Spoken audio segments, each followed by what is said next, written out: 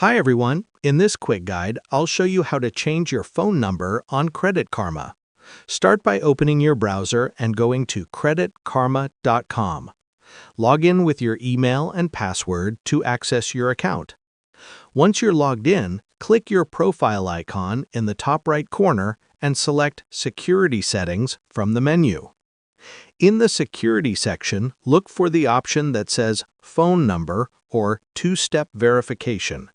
Click Edit next to your current number. Now enter your new phone number and follow the on-screen steps to verify it. You'll receive a code by text message, just type it in to confirm your new number. When the verification is complete, your phone number will be updated instantly on your Credit Karma account. And that's it! You've successfully changed your phone number on Credit Karma. Thanks for watching, and don't forget to check out my other quick how-to tutorials for more helpful tips.